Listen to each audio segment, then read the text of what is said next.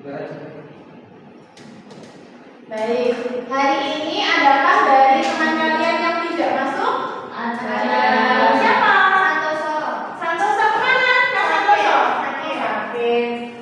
Baik, berhubung Mas Santoso hari ini tidak bisa masuk, kita doakan semoga Mas Santoso lekas membaik dan bisa mengikuti pembelajaran seperti biasa, deh. Ya, baik anak-anak. Tadi sudah sarapan apa belum? Sudah. Semangat sekali ya. Oke, sebelum pembelajaran hari ini dimulai, Ibu akan melakukan SDK supaya anak-anak lebih semangat lagi dalam proses pembelajaran nanti. Setuju? Setuju. Cluenya adalah ikuti apa yang kalian lihat. Cluenya apa? Ikuti apa yang kalian lihat. Jadi, gerakan apa yang Ibu lakukan silahkan ikuti. Bisa dipahami ya? Bisa. Berdiri dan jangan lebih semangat. Ya, Bu. Oke. Cluenya adalah ikuti apa yang kalian lihat. Oke. Mulai ya. Pegang hidung. Iya. Kurang fokus. Apa yang kalian lihat? Oke. Pegang telinga. Pegang mata. Pegang dagu. Oke. Tepuk tangan untuk kita semua.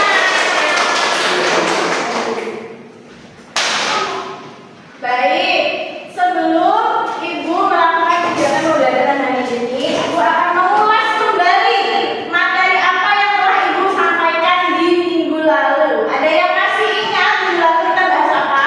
Konjungsi temporal. Luar biasa, masih ingat semua. Konjungsi temporal. Mbak Faat, apa kira-kira yang dimaksud konjungsi temporal itu? Konjungsi temporal adalah kata hubung yang berkaitan dengan waktu. Iya, benar sekali. Tepuk tangan untuk Mbak Faat. Ya benar ya, anak-anak. Jadi konjungsi temporal itu suatu kata hubung yang berkaitan dengan waktu. Contohnya apa nih, Mbak Rima? Contoh kata hubung. Kata hubung dari sampai Selanjutnya, Selanjutnya. terus ada lagi. Kemudian, lalu, ya benar sekali. Jadi urutan waktu. Nah, hubungannya apa nih dengan materi yang akan kita pelajari hari ini? Jadi hari ini Ibu akan menyampaikan materi teks prosedur yang berkaitan dengan ide kewirausahaan yang berkaitan atau berhubungan dengan tradisi maupun kebudayaan di kehidupan sehari-hari. Jadi yang minggu lalu kita sudah membahas konjungsi temporal. Nah, kaitannya dengan teks prosedur ya. Nanti konjungsi temporal itu digunakan dalam strukturnya, struktur teks prosedur, begitu ya. Oke, sebelum Ibu menyampaikan materi hari ini, jadi tujuannya apa nih? Ibu menyampaikan materi hari ini. Jadi tujuannya itu anak-anak nanti diharapkan setelah lulus dari sekolah ini, nah kalian kan menjalani kehidupan bermasyarakat ya. Tidak mungkin kalian bekerja hanya di perkantoran saja. Ada yang dari pengusaha, ada yang dari wirausaha mungkin. Jadi nanti kalian akan terjun langsung ke masyarakat dan berpikir ide kewirausahaan apa nih yang cocok untuk saya jalankan sesuai dengan perkembangan zaman. Nah, itu harapan dari proses pembelajaran kali ini. Jadi ketika kalian menjalankan usaha, kalian tahu struktur bahannya apa dan yang penting adalah analisis SWOT. Jadi ketika kalian menjalankan usaha, kalian tahu nih peluangnya apa, kekurangannya apa. Jadi kalian sudah tahu hal-hal yang mungkin terjadi ketika kalian menjalankan ide kewirausahaan itu. Begitu ya. Oke, sebelum masuk ke materi, silahkan lihat video yang akan Ibu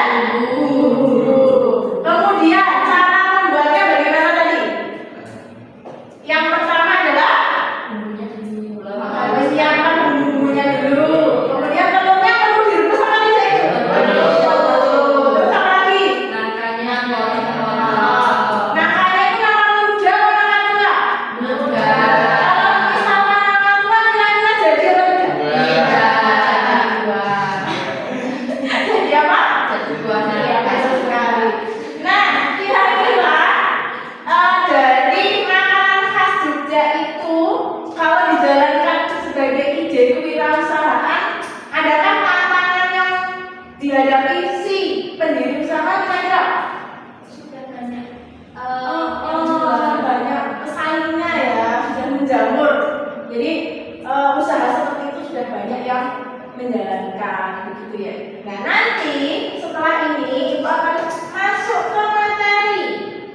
Jadi kita akan mempelajari tentang tax procedure. Oke, jadi sudah dilihat ya. Yang kalian lihat tadi adalah video pembuatan gudeg. Nah, jadi sekarang apa yang kedua? Dari video tadi, kira-kira apa yang dimaksud dengan prosedur itu sendiri? Iya, rangka-rangka. Terus apa lagi? Penyiapan alat dan bahan. Jadi menjalankan atau memahami teks prosedur itu tentunya suatu teks yang membuat maupun melakukan suatu hal yang dijelaskan secara rinci, mulai dari alatnya, bahannya, cara membuatnya, serta hasil akhir atau kesimpulannya, gitu ya. Oke, selanjutnya nih. Nah, jadi dari definisi atau keterangan yang anak-anak sampaikan tadi dapat disimpulkan bahwa teks prosedur ini berisi langkah-langkah atau tahapan untuk melakukan atau membuat sesuatu secara runtut agar mencapai tujuan yang diinginkan, gitu ya. Oh ya, maaf tadi lupa, Ibu belum membagikan happy note. Jadi silahkan dicatat materi yang Ibu sampaikan hari ini di lembaran kertas ini. Bisa dibagi ke temannya. Oke, Ibu lanjutkan ya. Nah, tujuannya apa kira-kira teks prosedur itu? Memberikan petunjuk atau panduan Iya, benar, memberikan petunjuk atau panduan ke orang lain. Jadi setelah kalian melakukan rangkaian tutorial prosedur atau melakukan sesuatu, jadi harapannya agar orang lain yang melihat kamu saat melakukan prosedur itu bisa memahami, begitu ya, dan atau mungkin bisa ditirukan oleh orang lain, gitu. Nah, kemudian yang ketiga, struktur teks prosedur. Ada berapa itu? Ya. 5. Yang pertama apa? Judul. Iya, judul. Kalau misalkan video gudeg tadi kira-kira judulnya apa? Iya, benar, cara membuat gudeg. Yang kedua, tujuan. Tujuannya untuk apa? Agar orang lain tahu cara berbuat. Iya, agar orang lain bisa memahami apa yang disampaikan. Kemudian yang ketiga, tentunya ada alat dan bahan. Dari gudeg tadi sudah jelas ya bahannya, ada nangka muda, ada telur, ada santan dan bumbu-bumbu. Kemudian yang keempat langkah dan yang terakhir adalah kesimpulan. Nah, kemudian ciri kebahasaan teks prosedur ada cirinya nih. Apa saja cirinya? Yang pertama adalah menggunakan kata kerja imperatif atau kalimat perintah. Nah, ditandai dengan akhiran lah. Contohnya apa? Masukkanlah. Jadi kata kerja yang diakhiri akhiran lah, gitu ya. Kemudian menggunakan konjungsi temporal tadi, konjungsi waktu. Contohnya apa? Setelah itu. Ya, setelah itu, selanjutnya, lalu, gitu ya. Kemudian sudah tadi menyatakan bahan atau alat yang diperlukan. Nah, yang terakhir nih, ketika menjalankan ide kewirausahaan kita perlu menganalisis SWOT. Apa itu SWOT? SWOT itu arti atau kepanjangan dari strength, weakness, opportunity, dan risk. Jadi strength itu kekuatan, artinya kamu menjalankan ide kewirausahaan itu kekuatannya apa, keunggulannya apa, gitu. Kemudian yang kedua, weakness atau kelemahan. Harus dianalisis dulu, kalau aku menjalankan usaha ini ada kelemahannya apa. Jadi ketika sudah tahu kekuatan dan kelemahannya, kamu sudah menyiapkan mungkin solusi ataupun opsi kedua ketika ide kewirausahaan itu gagal, begitu ya.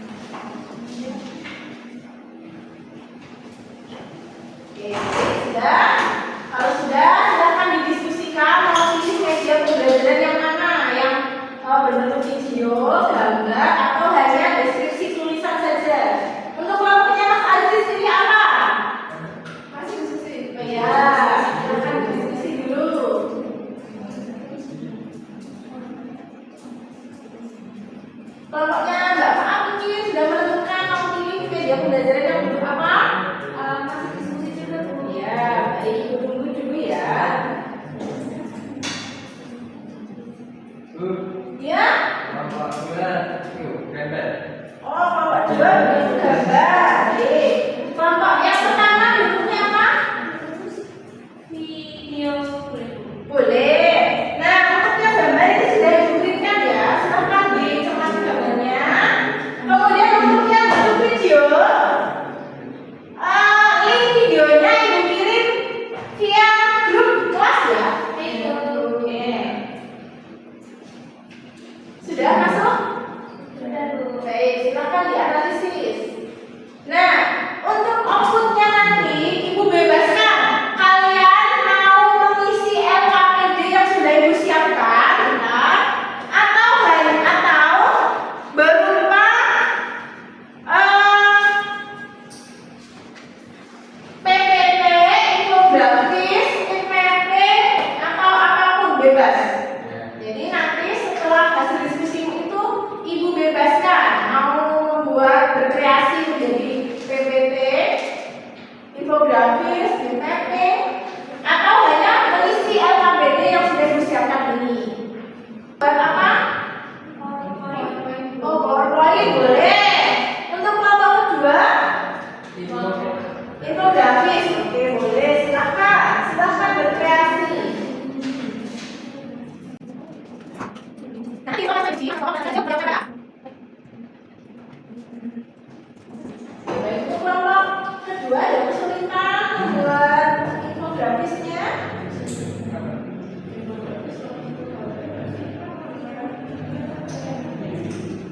Ini masih cari tema-tema. Oke, boleh. Silakan. Untuk kelompok pertama, infonya. Kami kan sudah mau sebutkan aja soalnya kita. Oh, belum premium. Iya. Nggak apa-apa. Aplikasinya lama Bu. Ya, nggak apa-apa. Boleh, silakan.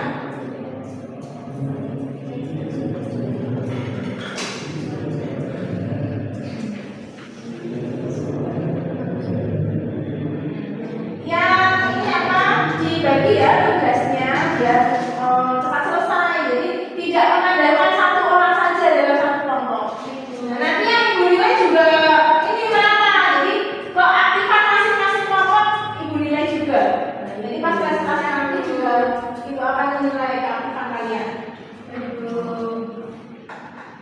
Silahkan diselesaikan terlebih dahulu. Nah, kalau bentuknya infografis berarti nanti gambar ya. Iya. Nanti kirimnya Nanti boleh dikirim di link WA ibu jadi langsung ditampilkan ke depan atau langsung di aplikasi kamu. ini saya sudah selesai, saya kirim ke WA saja ya. Oh iya, boleh, silakan kirim ke WA.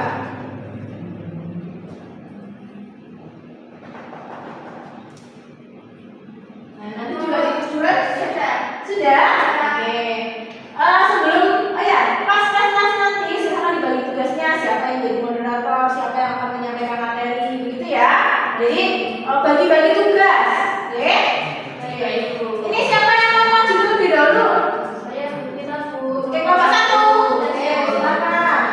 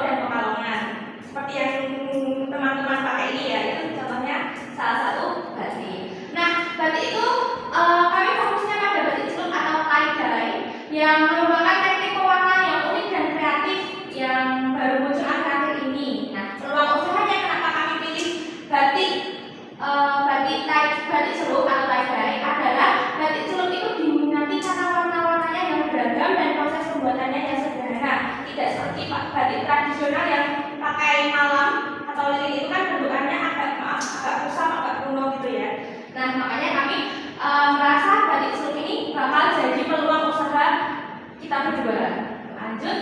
Nah, tujuannya adalah mengembangkan ide kreatif untuk menghasilkan produk bernilai seni tinggi. Jadi kita fokus pada estetika ya atau seninya, dan memberikan alternatif pakaian yang ramah lingkungan dan ekonomis. Dan yang ketiga adalah membuka peluang bisnis berbasis budaya lokal. Jadi kita masih ada jiwa cinta tanah air seperti itu. Nah, alat dan bahan yang perlu kita persiapkan, yang pertama adalah ember atau wadah besar, yang kedua sarung tangan plastik, yang ketiga gelang, karet gelang, keempat kompor dan panci untuk merebus warna, kelima pengaduk kayu, dan yang keenam adalah jemuran pakaian. Untuk bahannya, yang pertama adalah kain katun polos, karena pada kain katun itu selain mudah didapat dan murah, juga pas dipakai itu lebih nyaman. Yang kedua adalah warna tekstil, ketiga air, keempat garam atau soda abu, yang kelima adalah lilin. Sifatnya opsional untuk efek tambahan saja. Lanjut. Nah, cara buat batik celup, yang pertama kita persiapkan kainnya dulu. Nah, ketika kainnya sudah siap, kita cuci kain untuk menghilangkan kotoran dulu. Yang berikutnya adalah lipat atau gulung kain sesuai pola yang diinginkan, dan setelah itu kita ikat kain dengan karet gelang.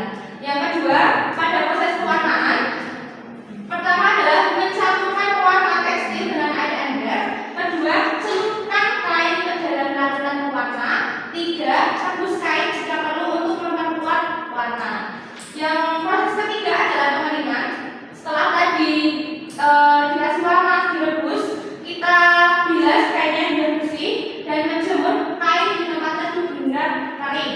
Yang terakhir, proses terakhir hasil akhirnya, lepaskan ikatan kain untuk melihat pola dan setrika kain agar lebih rapi. Karena tadi seperti itu ya, jadi agar lebih rapi kita setrika.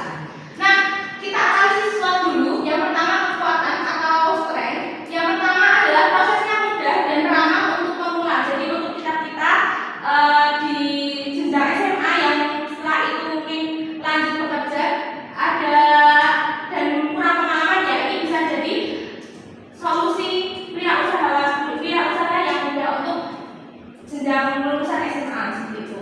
Lalu yang kedua, biaya produksinya rendah karena bahan-bahannya itu murah dan mudah didapat. Yang ketiga, pola dan warna dapat disesuaikan. Nah, di balik kekuatan ada kelemahan atau weakness-nya. Yang pertama adalah membutuhkan ketelitian dalam teknik pewarnaan, dan yang kedua adalah persaingan dengan produk massal. Karena ini kita produknya istilahnya masih produk rumahan, belum ada pabriknya, jadi berbeda dengan produk-produk yang sudah besar atau pabrik yang besar, pabrik batik yang besar ya. Jadi saingannya cukup agak banyak gitu ya. Lalu peluang atau opportunities, yang pertama adalah minat masyarakat terhadap produk lokal meningkat. Akhir-akhir ini banyak pemerintah kayak mencanangkan cinta produk atau mencintai produk lokal gitu ya. Jadi istilahnya vibes-nya atau hawanya itu masyarakat Indonesia mulai mencari produk-produk lokal. Yang kedua, dapat dijual secara daring atau online. Itu merupakan peluangnya atau opportunities. Nah, di balik itu ada ancaman atau trends. Yang pertama adalah tren mode yang cepat berubah. Mode pakaian itu kan istilahnya saya sendiri, kami berdua itu gampang FOMO, suka ikut-ikutan. Nah, ini juga menjadi ancaman kalau kita tidak ada peluang atau pembaruan terus, ini bisa istilahnya produk yang kita jual bakal mati. Jadi kita harus mencari solusi. Dan yang kedua adalah harga bahan baku yang mungkin saja naik, misalnya ada kenaikan pajak atau bagaimana, itu kan nanti berpengaruh pada harga bahan baku seperti itu. Nah, simpulannya, batik celup adalah peluang usaha yang kreatif dan berbudaya. Dan kedua, modal kecil dengan potensi keuntungan besar.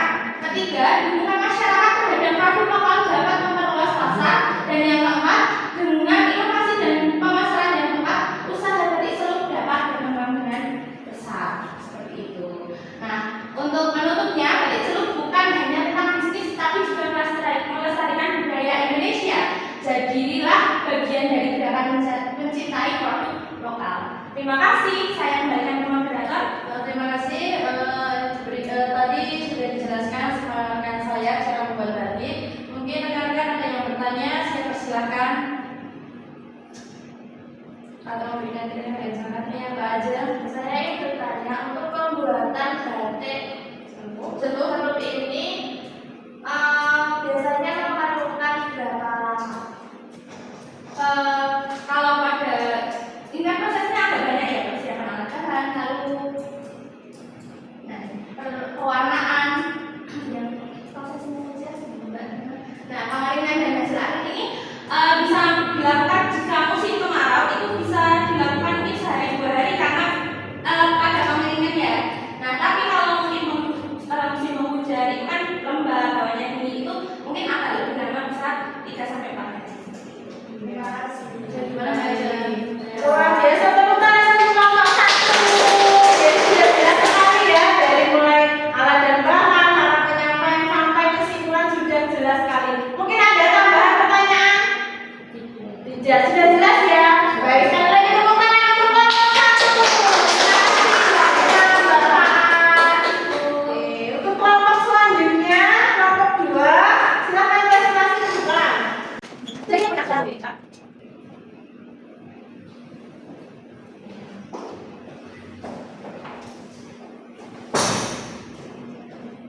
Assalamualaikum warahmatullahi wabarakatuh. Waalaikumsalam warahmatullahi wabarakatuh. Kami dari kelompok 2 yang beranggotakan saya Muhammad Nur Aziz. Saya Ajeng Kulit Sadir. Saya Astari Zira Anggraini. Akan mempresentasikan hasil diskusi kelompok kami tentang langkah-langkah membuat batik tulis.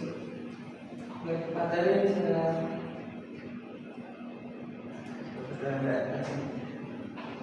Baik, kelompok kami akan mendeskripsikan tentang pembuatan batik tulis. Yang pertama itu ada alat dan bahannya. Untuk membuat batik tulis, alatnya itu ada canting, itu ada untuk menggambar. Kemudian ada malam, itu cairan tulis panas yang digunakan untuk menggambar. Kemudian ada wajan atau panci untuk memanaskan malamnya. Kemudian ada kompor digunakan untuk memanaskan malam. Kemudian ada kain tentunya. Kemudian ada sikat dan kuas untuk membersihkan dan merapikan pola setelah proses pewarnaan. Kemudian ada ember atau bak untuk merendam kain yang telah dibatik. Kemudian bahan-bahannya ada kain. Umumnya yang digunakan itu ada kain katun atau kain sutra yang berwarna putih atau krem. Kemudian ada malam yang terbuat dari campuran lilin dan parafin. Kemudian ada pewarna yang bisa digunakan sebagai menggunakan pewarna alami atau sintesis. Kemudian untuk proses pembuatannya saya serahkan kepada teman saya, Mbak Sera. Silakan. Baik, untuk proses pembuatan batik tulis yang pertama itu menyiapkan kainnya terlebih dahulu. Jadi sebelum kita membuat batik tulis, kain yang sudah disediakan bisa kita cuci dulu agar terbebas dari kotoran dan debu-debu. Kemudian setelah dicuci kita keringkan dan setelah itu kain bisa kita potong sebelum dibatik atau dibuat pola atau bisa dipotong setelah pembuatan batik itu selesai. Kemudian langkah yang kedua yaitu membuat pola. Membuat pola yaitu menggambarkan motif pada kain yang telah dipotong dan dicuci tadi. Biasanya untuk batik tulis itu polanya bisa berbentuk pola flora atau bunga, pola fauna atau hewan, dan pola geometris atau garis. Kemudian langkah yang ketiga itu membatik dengan canting. Jadi membatik dengan canting itu kita melelehkan dulu malam di atas wajan atau panci yang sudah disediakan. Kemudian kita mengambil malam yang sudah leleh itu dengan canting. Kemudian kita torehkan di atas lembaran kain yang sudah dibentuk pola. Kemudian langkah yang keempat itu pewarnaan. Setelah melakukan pola batik selesai dan setelah kita tebalkan menggunakan malam, kita menyelupkan kain batik tersebut ke dalam larutan pewarna sesuai dengan warna yang diinginkan. Warna akan menempel di bagian kain yang tidak tertutup malam. Kemudian setelah pewarnaan selesai, kain dijemur hingga kering. Langkah yang kelima yaitu penghilangan malam. Setelah kain dicelup dan kering, proses selanjutnya adalah menghilangkan malam dengan cara merebus kain di dalam air panas. Maka malam akan mencair dan bisa dipisahkan dari kain. Langkah yang keenam yaitu finishing. Setelah malam terhapus, kain dijemur kembali dan diberikan perawatan terakhir untuk menjaga keawetan warna dari batik. Kemudian pasti setiap usaha yang kita lakukan itu ada analisis SWOT-nya. Analisis yang pertama, strength atau kekuatan, yaitu keunikan dan nilai seni. Batik tulis itu memiliki ciri khas dan keindahan yang tidak bisa ditiru. Karena pola dari batik tulis sendiri itu pasti setiap misalnya hari ini saya bisa menggambarkan bentuk bunga yang mawar atau bentuk bunga yang mekar. Mungkin besok saya sudah menggambar bentuk bunga yang lain lagi. Jadi keunikan dan nilai seninya itu pasti berbeda setiap hasilnya. Kemudian warisan budaya. Batik tulis merupakan warisan budaya Indonesia yang kaya dan sudah diakui oleh UNESCO. Kemudian keterampilan tradisional. Membuat batik tulis melibatkan keterampilan tangan yang tinggi dan ide-ide yang tinggi. Kemudian weakness atau kelemahannya, prosesnya memerlukan waktu yang relatif lama karena batik ditulis atau digambar menggunakan tangan manusia, sehingga tidak bisa cepat seperti ketika membuat batik press atau batik cetak yang menggunakan mesin. Kemudian biaya produksi yang tinggi. Biaya bahan baku itu cenderung mahal. Jadi mungkin untuk biaya produksinya lebih relatif tinggi.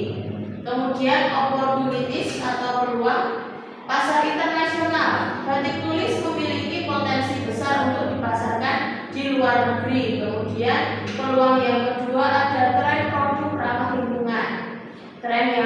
Peluang yang ketiga yaitu peningkatan minat terhadap kerajinan tangan.